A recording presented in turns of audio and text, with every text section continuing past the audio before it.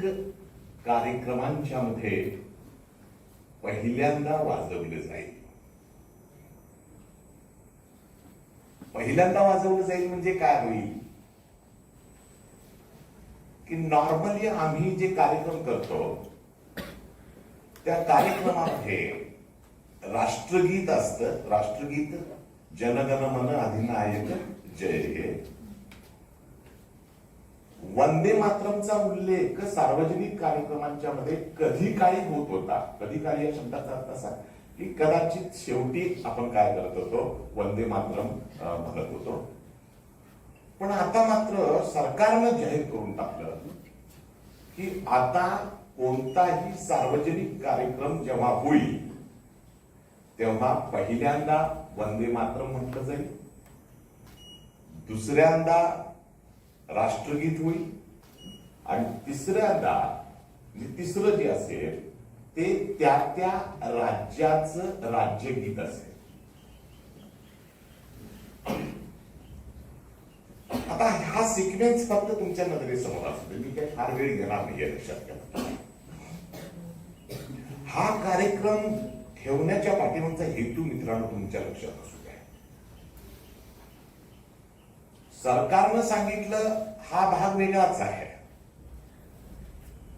पण ज्या गीताला आम्ही भारतीय अस्मितेचं नाव दिलं, स्वाभिमानाचं नाव दिलं, अभिमानाचं नाव दिलं, ते गीत नेमकं आहे तरी काय हे आजच्या तरुण पिढीला माहिती असायलाच पाहिजे. म्हणजे नवीन एज्युकेशन पॉलिसीमध्ये इंडियन नॉलेज सिस्टीमचा उल्लेख आहे. इंडियन नॉलेज सिस्टीम म्हणजे काय? भारताची ज्ञान प्रणाली. आणि भारताची ज्ञान प्रणाली समजून घेत असताना 2000-3000 वर्षापूर्वीचे शिक्षण व्यवस्था आपण काय करतो, आपण समजून घेतो आहोत. ठीक आहे, समजून घेऊया, आपण काय बिघडत नाही. पण ज्या गोष्टींच्यामुळं आपल्या देशाला स्वातंत्र्य मिळालं आणि जे गीत या भारतीयांच्या श्वासाचं प्रतीक बनलं, ते गीत किती लोकांना माहिती आहे? आणि म्हणून सरकारच्या इतर गोष्टींचा काय मी फारसा उल्लेख करणार नाही, पण 150 वर्षानंतर काय असेल वंदे मातरमच्या संदर्भामध्ये त्यांनी घेतलेला तो जो निर्णय आहे त्या निर्णयाचा आपण काय करूया, आदरच करूया. आणि जेव्हा हा निर्णय झाला, खर तर वंदे मातरमच्या संदर्भामध्ये मला वाटतं 4-6 महिने झाले असतील सर तुमचा मेसेज मला आला की सर वंदे मातरमच्या संदर्भामध्ये माझं व्याख्यान तयार आहे आणि जर कधी तुम्ही ठरवलं तर विद्यार्थ्यांच्या समोर मी बोलेन. हे 4-6 महिन्यापूर्वीची गोष्ट आहे. आणि मग 4-5 दिवसापूर्वी जेव्हा आपण सगळी मंडळी बसलो आणि जेव्हा माझ्या हातामध्ये तो प्रोग्राम आला की असं पुढच्या 9 तारखेपासून 15 तारखेपर्यंत या गोष्टी ज्या आहेत या गोष्टी काय करायच्या आहेत, प्रत्येक शाळा महाविद्यालयामध्ये आपल्याला करायचे आहे. त्यामध्ये एका गोष्टीचा उल्लेख आहे की वंदे मातरमचं गायन व्हावं. लक्षात घ्या मी काय म्हणतो आहे मित्रांनो. या गोष्टीच्या संदर्भाने प्राचार्य साहेब आपण ही गोष्ट मान्य कराल की 9 ते 15 तारखेच्या दरम्यान वंदे मातरमची जन्मकथा सांगणार या देशातले एकमेव कॉलेज शहारी कॉलेज असेल.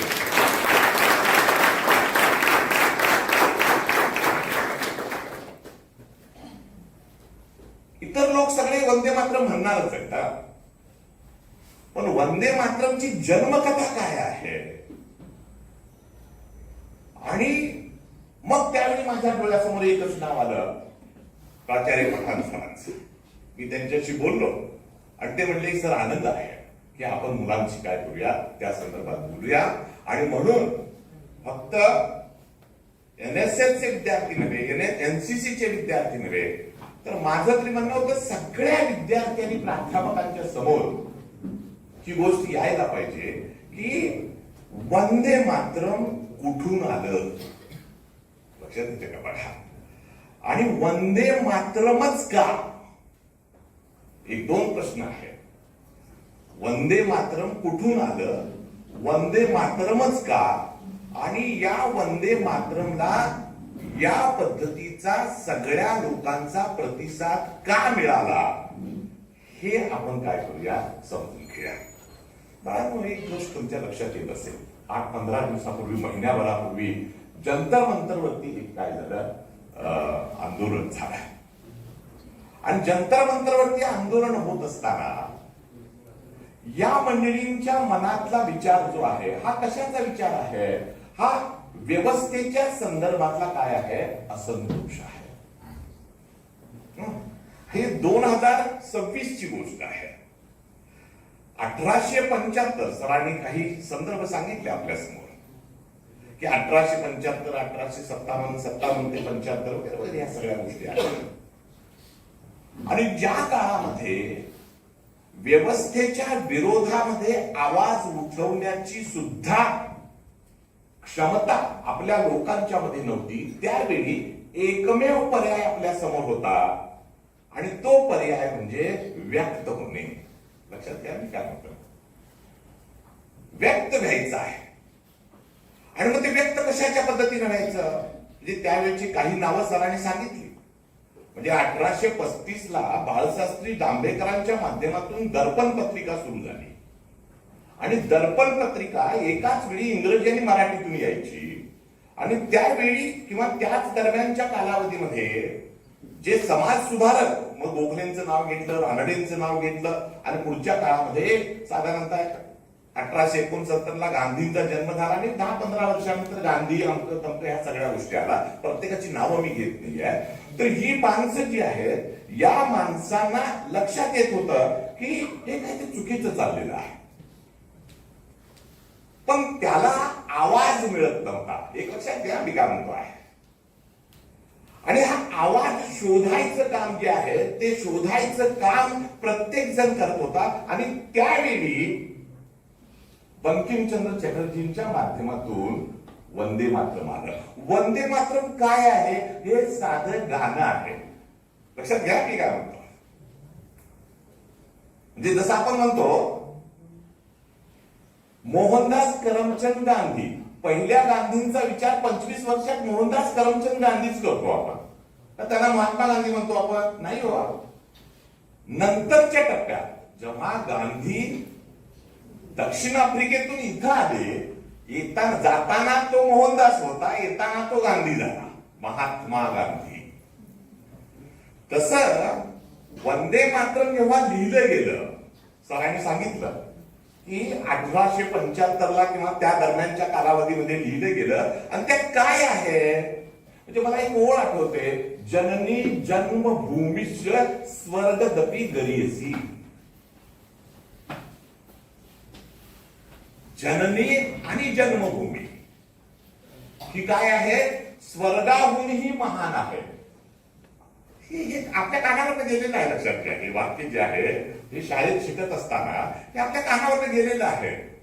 आमच्या संस्कृतीमध्ये, म्हणजे भारतीय संस्कृतीमध्ये आईचं स्थान हे सर्वोच्च आहे. जननी आणि जन्मभूमी. जननी म्हणजे आई, जन्मभूमी म्हणजे मातृभूमी. भूमीला सुद्धा आपण मातृ असंच म्हणतो. आणि ते संपूर्ण जे गीत आहे, म्हणजे सुजलाम सुफलाम इथून सुरू होणारं ते सगळं जे गीत आहे, हे गीत कशाच्या संदर्भात आहे, भूमीच्या संदर्भात आहे. आणि भूमीला बंकिमचंद्रांनी आई मानलं.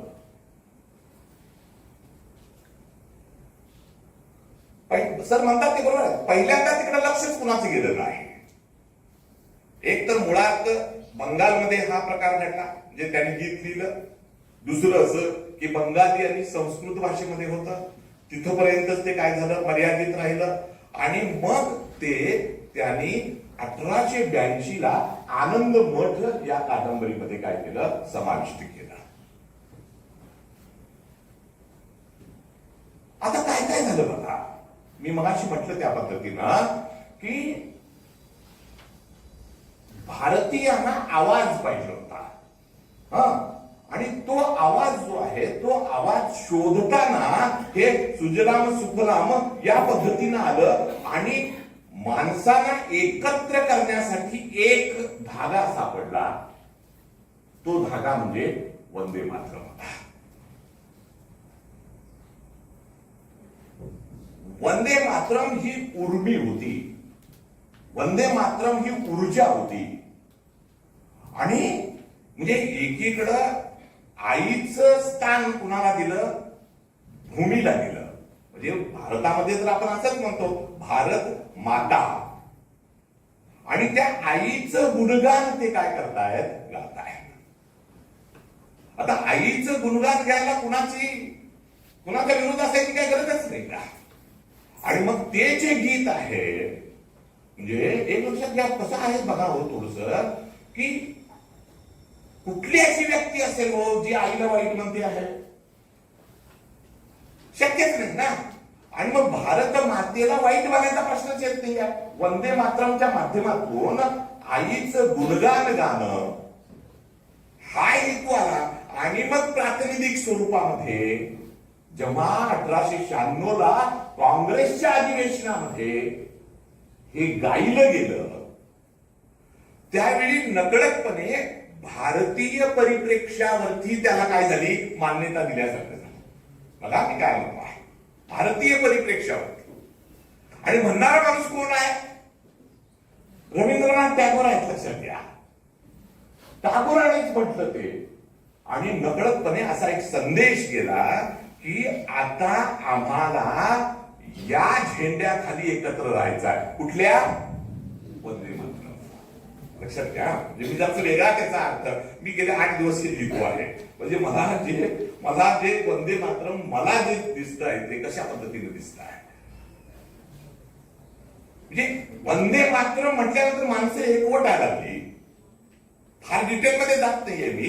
1905 साली जेव्हा या कर्झन बंगाल अमकं तमकं सुरू झालं, त्यावेळी इतर कुठलं काही करायची गरजच लागली नाही. वंदे मातरम, वंदे मातरम. आणि मग 1917-18 साली झालेलं पहिलं आंदोलन, त्यामध्ये असणारा तो अश्विन कुमार 14, 12, 13 वर्षाचं पोरग हातामध्ये झेंडा घेतलाय आणि निषेध मोर्चाचं नेतृत्व करत असताना समोरून जेव्हा गोळ्या येत आहेत इंग्रजांच्या, त्यावेळी तो हातातला झेंडा सावरत एकच घोषणा देतो आहे, वंदे मातरम. लक्षात घ्या.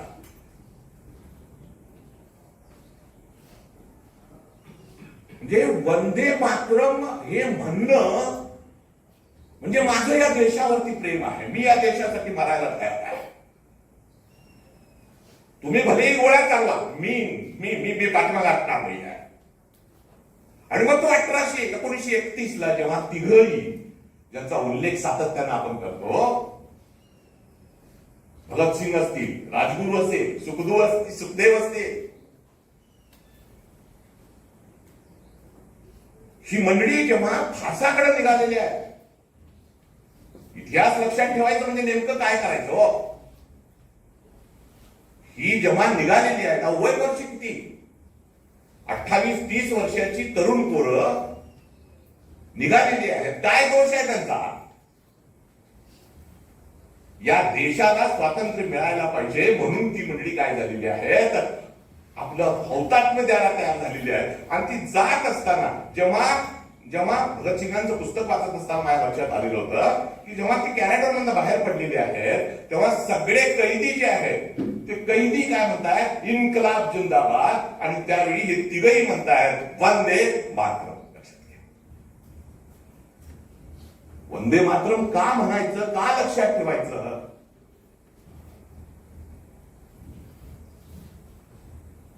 तर वंदे मातरम म्हणत त्यांना फास घालूच दिला नाही.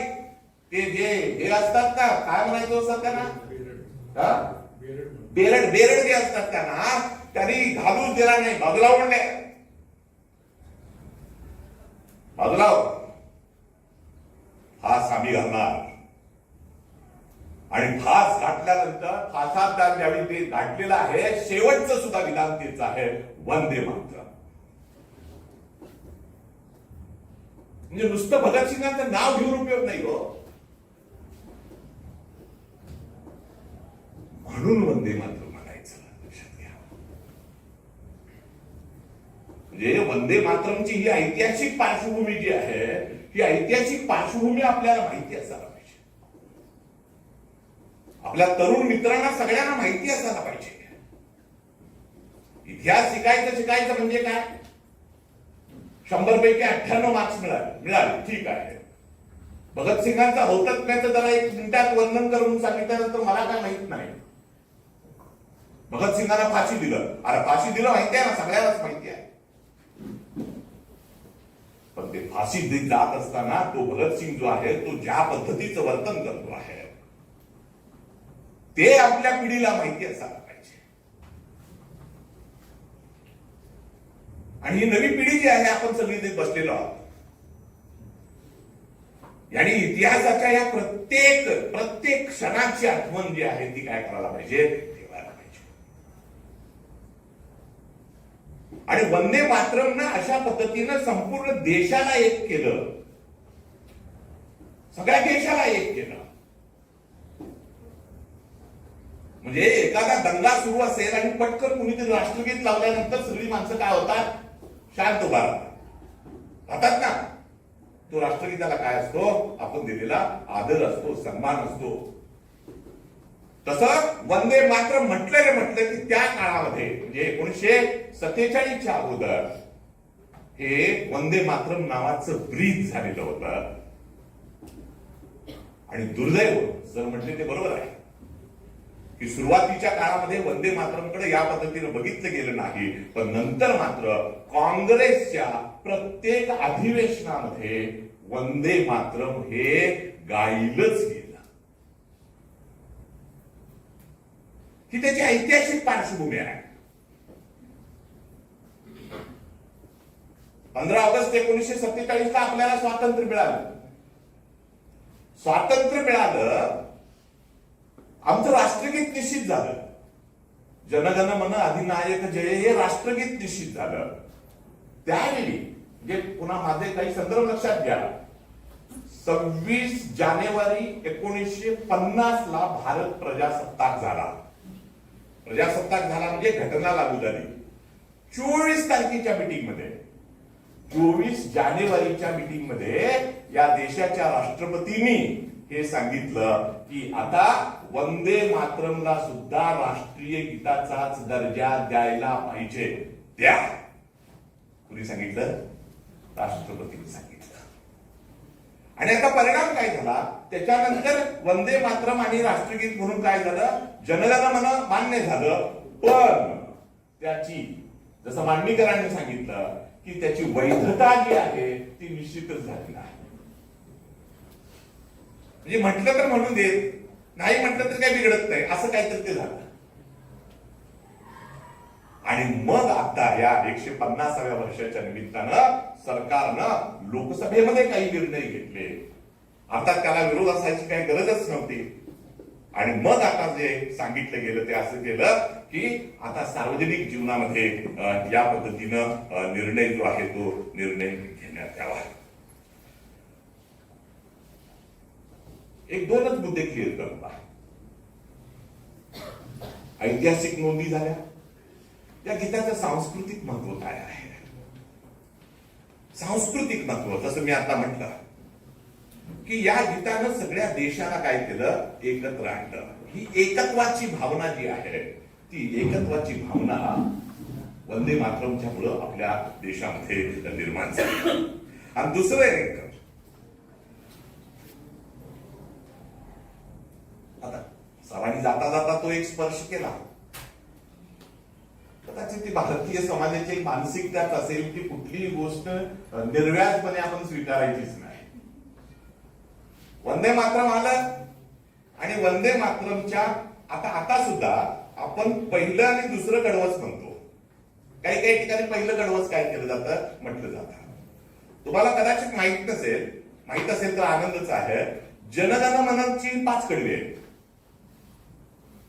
आपण 2च कडवी म्हणतो, लक्षात घ्या.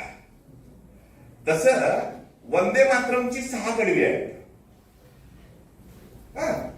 वंदे मातरमची 6 कडवी आहे आणि वंदे मातरम 6 कडव्याचं कालच्या नोटिफिकेशन मध्ये त्यांनी सांगून टाकलं, साहीच्या 6 कडवी म्हणायची. आणि ही साहीच्या 6 कडवी म्हणत असताना त्याचा वेळ पण निश्चित झाला. किती? 3 मिनिट 1 मिनिट 3 मिनिट 1 सेकंद. म्हणजे जवळजवळ 180 ते 190 3 मिनिट 10 सेकंद मला वाटतं 190 सेकंद इतक्या वेळामध्ये काय म्हणायचं आहे ते पूर्ण करायचं आहे. ही सगळी कडवी जी आहे. राष्ट्रगीत आपण जे म्हणतो ते किती सेकंदामध्ये? 52 सेकंदामध्ये. हे माहिती पाहिजे बारीक सारीक या सगळ्या ज्या गोष्टी आहेत त्या. आणि त्या पद्धतीनं आणि शेवटचा मुद्दा की या साहित्यिक मूल्य काय आहे याला. सरांनी सांगितलं की बंकिमचंद्र हे काय होते, लेखक होते. म्हणजे लेखकाच्या दृष्टिकोनातूनच त्यांनी लिहिलं, बरोबर आहे ना. आणि इतके इतके कादंबऱ्या ते साहित्यिक मूल्य काय होतं याला, तर सगळ्यात महत्वाचं भाषेचं सौंदर्य. म्हणजे तुम्ही स्वतः नुसतं म्हणून बघावं जरा ते. सुजलाम सुफलाम मलयज शीतलाम सस्य श्यामलाम मातरम वंदे मातरम. एकदा म्हणून बघा, एकदा स्वतः असं म्हणून बघा. आणि त्याला जो रिदम जो आहे ना, सुजलाम सुफलाम सस्य श्यामलाम, आणि या प्रत्येक शब्दाला एक वेगळा अर्थ त्यांनी घेतला.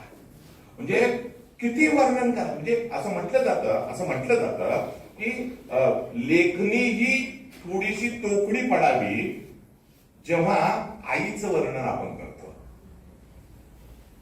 मी हे नेहमी विधान करतो की सगळ्यात अवघड निबंध जर कुठला वाटत असेल मला तर तो आई या विषयावरती लिहायला सगळ्यात अवघड. कारण आईला कधी आपण वेगळंच केलेलं नाही, तसं मातृभूमीला कधी वेगळं केलेलं आहे आपण. त्यामुळं हे भाषेचे सौंदर्य जे आहे ते सगळ्यात महत्वाचं. दुसरं असं निसर्गाचं वर्णन त्यांनी खूप छान पद्धतीनं या वंदे मातरम मध्ये केलेलं आपल्याला दिसत आहे. आणि जसं जनगण मन अधिनायक जय हे असं म्हणत असताना आणि शेवटला जेव्हा जय हे जय हे जय हे अशा पद्धतीनं टिपेला जेव्हा स्वर जातो त्यावेळी नकळतपणे आपण काय होतो, भावनिक होतो. लक्षात घ्या. म्हणजे कल्पना नुसती करा की भगतसिंग त्या फाशीच्या दोराकडे निघालेल्या आहेत आणि आपण बघतो, चित्रपट बघत असताना देखील आपल्याला ही भावना होती. लक्षात घ्या. म्हणजे पहिल्यांदा त्यांच्यावरती चित्रपट मनोज कुमारने ज्यावेळी काढलेला होता शहीद नावाचा, त्यावेळी भगतसिंगांचं ते हे बघितल्यानंतर डोळ्यात काय व्हायचं, पाणी यायचं. आणि ती ताकद जी आहे तशीच ताकद वंदे मातरम म्हणताना देखील आपल्या मनामध्ये येत असते. आणि म्हणूनच मित्रांनो, या वंदे मातरमनं काय काय केलं. परवाच्या जंतर मंतरवरती सुद्धा वंदे मातरम घोषणा दिल्या गेल्या. जंतर मंतरवरती सुद्धा भगतसिंगांचं नाव घेतलं म्हणलं आणि इन्कलाब जिंदाबाद म्हटलं गेलं. भारत माता की जय या पद्धतीच्या घोषणा दिल्या गेल्या. आणि ही प्रत्येक घोषणा जी आहे ती तरुणांच्या मधली देशप्रेमाची भावना जी आहे ती काय करत होती, वाढीस लावत होती. हे खरं तर दुःख आहे एका गोष्टीचं मला असं, की एखादा कार्यक्रम चाललेला असतो आणि मुलं जी आहेत ती मुलं तर कार्यक्रम बघत असतात असे आणि तिथूनच काय करतात, निघून जातात. मग तो कसलाही काय. परवा क्रांती दिनाचा कार्यक्रम होता. क्रांती दिनाच्या कार्यक्रमाला 100 विद्यार्थी उभा आहेत, बसलेले आहेत, कार्यक्रम करतायत, मुलं गाणी म्हणतायत, कुणी भाषण करताय आणि काही विद्यार्थी जे आहेत जणू काय आपला या गोष्टीशी काही संबंधच नाही. अहो, ज्यावेळी स्फूर्ती गीत गायली जातील त्यावेळी तुमचे पाय तिथल्या तिथं टाकायला पाहिजे, थमकायला पाहिजे. राष्ट्रगीत चालू असताना उभं राहा म्हणायची वेळी काय आहे? आणि म्हणून आज जेव्हा जंतर मंतरवरचा तो मॉब आपण बघतो त्यावेळी या मंडळींनी 16, 17, 18, 19, 20 वर्षाची पोरं आहे ती, लक्षात घ्या. या मुलांच्या मध्ये आणि हे होत, हे सृष्टीचं चक्रच आहे की परिस्थिती बदलते. फक्त काय करायला पाहिजे? वेग. आणि तो वेग करण्याची प्रक्रिया जी आहे ती देशप्रेमाच्या माध्यमातून आपल्याकडे येतो आहे. सरांनी सांगितलं की परस्पर सलोख्याचा भाग नकळतपणे थोडासा काय झाला, तो थोडासा त्याला छेद गेल्यासारखं झालं. आताच्या काळामध्ये तर काय झालं, राजकारणच फार यायला. म्हणजे केरळमध्ये वंदे मातरम म्हणण्यासाठी थोड्याशा आडकाठी व्हायला लागलेली आहे. तमिळमध्ये थोडीशी आडकाठी व्हायला लागलेली आहे. पहिल्यांदा काय म्हणायचं यावरती सुद्धा आता काय व्हायला लागले, चर्चा व्हायला लागलेली आहे. आपल्या महाराष्ट्रामध्ये सुद्धा 2023 साली निर्णय घेतला महाराष्ट्र सरकारनं की आपण काय करायचं, महाराष्ट्र गीत म्हणायचं. शाहीर साबळेनं म्हटलेलं जय जय महाराष्ट्र माझा, त्याची 3 कडवी आहेत, ती कडवी आपण काय करतो आहोत, म्हणतो आहोत. पण काही ठिकाणी थोडासा काय झाला, गोंधळाचा भाग जो आहे तो निर्माण झाला. आणि मित्रांनो, अगदी शेवटची काही विधानं मी करतो आहे की वंदे मातरम कडे बघत असताना एक सामाजिक आणि सांस्कृतिक स्वरूपाची ओळख म्हणूनच आपण काय करायला पाहिजे, या संपूर्ण प्रक्रियेकडे बघायला पाहिजे. केवळ सरकारनं सांगितलं म्हणून नव्हे, तर ती आपली जबाबदारी आहे.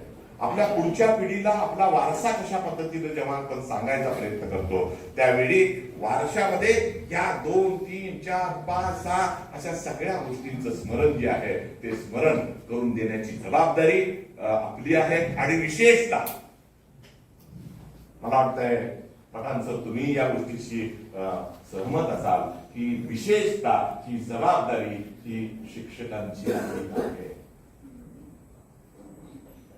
ही शिक्षकांची जबाबदारी अधिक आहे. आम्ही सांगितलं तरच त्यांना कळणार आहे. आज हा कार्यक्रम मी ठेवला म्हणून ही सगळी मुलं जी आहेत ती ऐकत बसलेली आहे. अन्यथा उद्या 15 ऑगस्ट आहे. 15 ऑगस्टला किती विद्यार्थी कॉलेजवरती येतात? 26 जानेवारीला किती विद्यार्थी कॉलेजमध्ये येतात? 15 ऑगस्ट आणि 26 जानेवारीला सरकारी कार्यालयातल्या मंडळींनी, आता शनिवारीच आला, 15 ऑगस्ट शनिवारीच आलेला आहे, आजपासूनच तयारी सुरू असेल बाहेर जाण्याची. लक्षात घ्या मी काय म्हणतो आहे. या सगळ्या गोष्टींचं मित्रांनो स्मरण हे ठेवायलाच पाहिजे. आणि मला नेहमी सर एक गोष्ट आठवते, यशवंतराव चव्हाण साहेबांनी आपल्या विदेश दर्शन या पुस्तकामध्ये त्याची नोंद केलेली आहे की जो देश आपल्या महापुरुषांना विसरतो, हौतात्म्य दिलेल्या क्रांतिकारकांना विसरतो, त्या देशाला भवितव्य असत नाही. आणि म्हणून 15 ऑगस्ट असेल, राष्ट्रगीत जनगण मन असेल, वंदे मातरम असेल, अशा सगळ्या गोष्टी स्मरणात ठेवणं आणि त्याचा त्यावेळी उच्चार करणं, ह्या सगळ्या गोष्टी इथून पुढच्या कालावधीत व्हाव्यात अशा पद्धतीची अपेक्षा मी या ठिकाणी ठेवतो. सर, तुम्हाला ऐकणं हा एक वेगळा आनंद माझ्यासाठी असतो. तो एवढ्यासाठी असतो, नुसती स्तुती करणं मला बी जमत नाही कधी. पण एखादं व्याख्यान द्यायचं आहे म्हटल्यानंतर इथं उभं राहून तुम्ही 40 मिनिटं बोलू शकता असता, नुसतंच बोलायचं म्हटलं तरी सुद्धा काय फार विरोध. पण संपूर्ण भाषण तुमचं तुम्ही काय केलेलं आहे त्या ठिकाणी नोंदवलेलं आहे. बरं, अशाच गोष्टी तुम्ही सांगितल्या. कुठपर्यंत गेला तुम्ही? 1498 पासून आला. ही सांगायची काय गरज होती का? नाही आहे. पण पहिली 10, 12, 15 मिनिटं जी आहेत ती 15 मिनिटं वंदे मातरमच्या पूर्वीचा इतिहास तुम्ही सांगितला. आणि तो सांगत असताना सणावळ्यांच्या सहित ते गेलं. आणि हे खूप महत्वाचं आहे. हे खूप महत्वाचं आहे. म्हणजे आता या वयात असा शब्द मी वापरत नाही, या वयात असं म्हणत नाही आहे. तुमचा या अभ्यासाच्या संदर्भातला असणारा उत्साह आणि कमिटमेंट जी आहे सगळ्यात महत्वाची. कमिटमेंट म्हणजे पुढच्या काळामध्ये एक चर्चासत्र आपल्या इथं आम्ही घेण्याचा विचार करतो आहे, बघू ते कसं कसं होतंय. पण त्या संदर्भातलं लेख सरांनी आता माझ्या टेबलवरती आणून ठेवलेला आहे की सर हा माझा लेख काय आहे तुमच्या समोर मी देतो आहे. त्यामुळं तुमच्याकडे बघितल्यानंतर आमच्याकडे ऊर्जा येते. म्हणजे अनेकांच्याकडून अनेक गोष्टी मी घेतल्या असतील, तसं तुमच्याकडून ही एक गोष्ट मागच्या व्याख्यानाच्या वेळी सुद्धा तुम्ही ज्यावेळी आला त्यावेळी तुमचं भाषण इथं काय होतं, तुमचं तयार होतं आणि त्याचे मुद्दे जे आहेत ते मुद्देही तसेच होते. आणि तीच नकळतपणे कदाचित मला सवय लागलेली असावी की आपलंही भाषण आपलं तयार असावं. भलेही वेळ कमी असाल तर मांडायला काही प्रॉब्लेम नाही आहे, मांडायचा काही विषय नाही आहे. पण समाधान या गोष्टीचं मला आहे की मीही वंदे मातरम पहिल्यांदाच इतकं समजून घेतलं. म्हणजे मला माहिती होतं असं म्हणणं म्हणजे हा धादांत पोडगेपणा होईल. लक्षात आलं का? नाही, मलाही माहित नव्हतं हे की पण या बारीक सारीक गोष्टी ज्या आहेत त्या सर्व गोष्टी तुमच्या माध्यमातून आमच्यापर्यंत पोहोचल्या. आणि हा संपूर्ण प्रवास जो आहे त्याचबरोबर राज्यशास्त्र विभागाच्या वतीनं व्यक्तिपत्र तयार केलं गेलं. आणि एकदा बघा ते काय म्हणायचं आहे, कुठल्या गोष्टींचा मला अभिमान आहे तर राष्ट्रीय प्रतीकांचा अभिमान आहे. राष्ट्रीय प्रतीकामध्ये काय काय आहे, आमचा राष्ट्रीय पक्षी कुठला आहे, प्राणी कुठला आहे, राष्ट्रीय ध्वज आमचा काय आहे, त्यात 3च का रंग आहेत, त्याच्यामध्ये असणारे ते अशोक चक्राला किती आरे आहेत, ह्या सगळ्या गोष्टी माहिती असायला पाहिजे. ते त्यात तितक्याच का आहेत, त्यालाही कारण आहेत. हे गंमत म्हणून केलेलं नाही, लक्षात घ्या, गंमत म्हणून केलेलं नाही होते. आणि हे प्रत्येक भारतीयाला माहिती असायला पाहिजे. आणि त्यातलाच हा एक प्रयोग जो आहे तो प्रयोग राज्यशास्त्र विभागाच्या वतीनं या ठिकाणी झाला. तुमचंही ज्यांनी ते केलेलं आहे त्यांचंही अगदी मनापासून या ठिकाणी अभिनंदन करतो. एनएसएसच्या माध्यमातून आता इथं मी काही माझी नाराजी व्यक्त करत नाही, पण 9 ते 15 हा जो काही कालावधी असतो तो कालावधी आहे म्हणून नव्हे, काही गोष्टी तुम्हालाही काय करायला पाहिजे, सुचायला पाहिजे. एनसीसी आणि एनएसएसच्या विद्यार्थ्यांना कमिटमेंटच्या दृष्टिकोनातून त्यांची जबाबदारी ही अधिक असते. महाविद्यालयाचे ते अभ्यासिटर असतात, लक्षात घ्या. महाविद्यालयाचे अभ्यासिटर नुसतंच कार्यक्रमासाठी कार्यक्रम तुम्ही जर घ्यायला लागला तर त्याला काही अर्थ नाही आहे, म्हणजे सकाळ सकाळी मी ज्यावेळी इकडे येत होतो त्यावेळी महाविद्यालयाचे कर्मचारी त्या ठिकाणी सगळे काय करत होते, स्वच्छता वगैरे करत होते. खरं तर ही जबाबदारी 9 ते 15च्या दरम्यान तरी आमची असायला पाहिजे ना, विद्यार्थ्यांची असायला पाहिजे ना. आणि हे समजायला पाहिजे. मला काय म्हणायचं लक्षात घ्या, म्हणजे आम्हाला काही काही गोष्टी पटपट लक्षात येतात, हे काय वरून काय मला वरदान आहे अशातला काय भाग नाही आहे.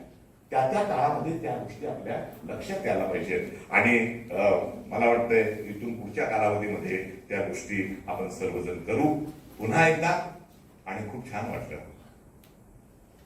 जे एकाही विद्यार्थ्याने किंवा विद्यार्थिनीनं आळस दिला नाही,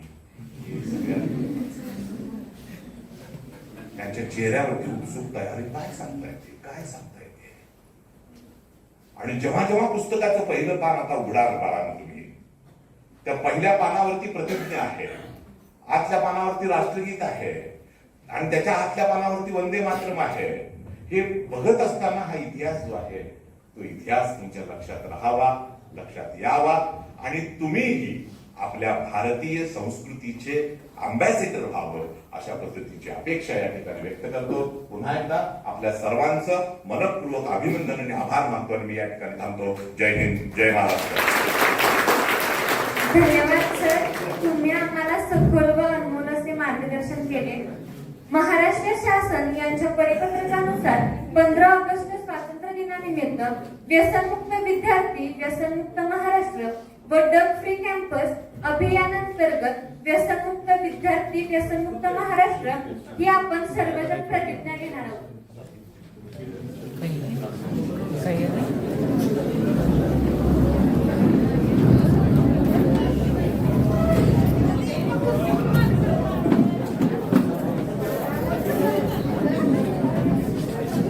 मी सर्वांना विनंती करते की त्यांनी माझ्या मागोमाग म्हणाल.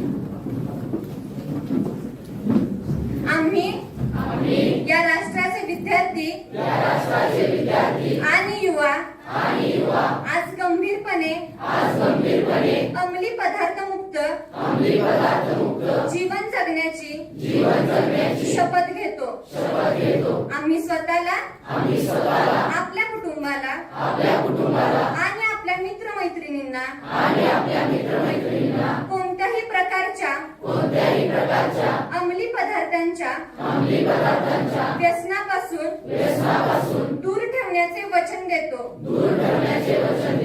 आमच्या परिसरात अंमली पदार्थांचा वापर किंवा त्यांची विक्री कोणत्याही परिस्थितीत सहन करणार नाही. अंमली पदार्थ मुक्त सुरक्षित आणि निरोगी शैक्षणिक परिसर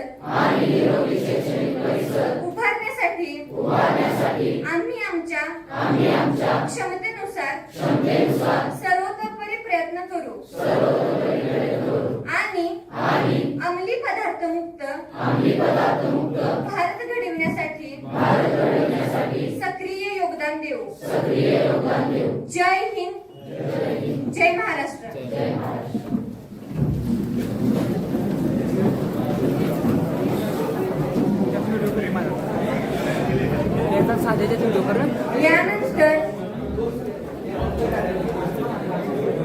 यानंतर या कार्यक्रमाचे आभार मानण्यासाठी मी राष्ट्रीय सेवा योजनेचे स्वयंसेवक कुमार आयुष मोरे यांना आभार व्यक्त करण्यासाठी आमंत्रित करते. नमस्कार, मी आयुष मोरे, स्वयंसेवक राष्ट्रीय सेवा योजना आपणासमोर आजच्या कार्यक्रमाचे आभार मानण्यासाठी उभा आहे.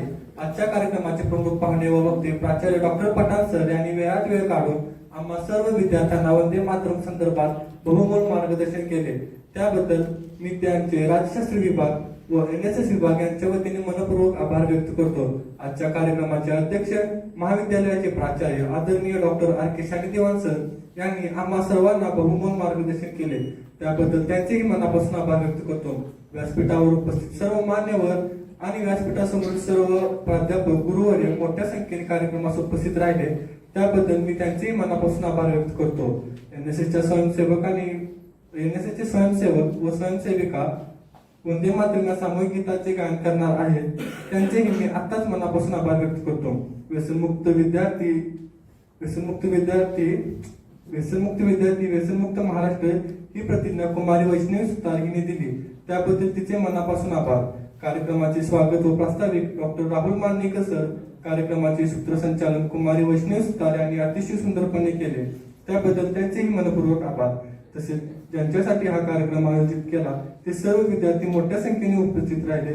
त्याबद्दल मी त्यांचेही मनापासून आभार व्यक्त करतो. सर्वात महत्वाचे म्हणजे राज्यशास्त्र विभाग प्रमुख डॉक्टर राहुल मांडणीकर सर व राष्ट्रीय सेवा योजना प्रमुख डॉक्टर विजय टेटे सर आणि प्राध्यापक संतोष कांबे सर यांनी मला कार्यक्रमाचे आभार मानण्याची संधी दिली. त्यांचेही मनापासून आभार. मी इथेच थांबतो. धन्यवाद.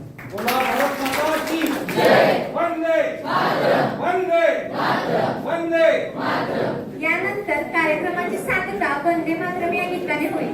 त्यासाठी मी NSS विभागातील स्वयंसेविका व स्वयंसेवक यांना आमंत्रित करते.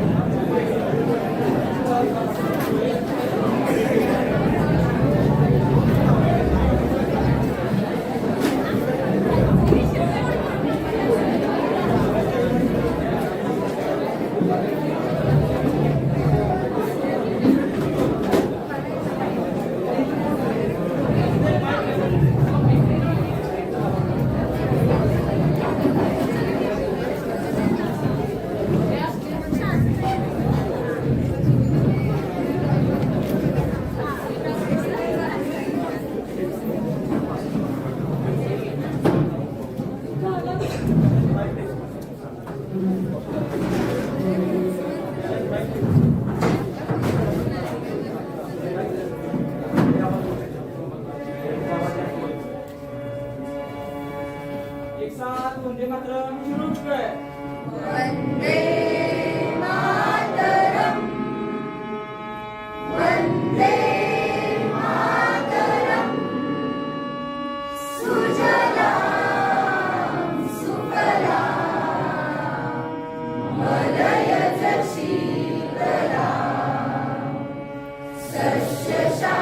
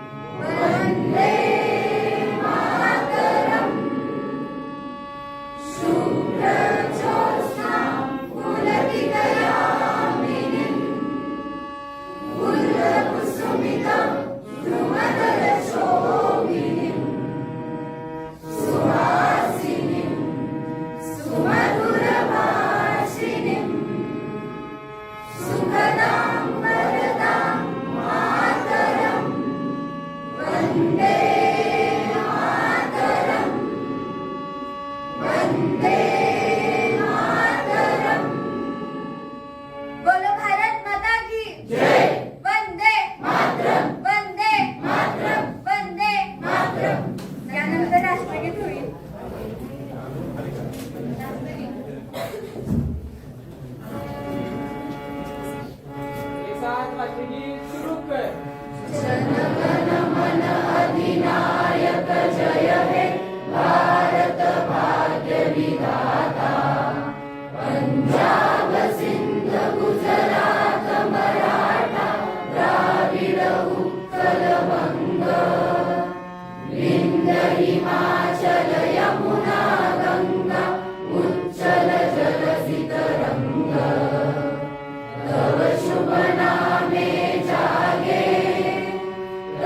शुभ आशीष मा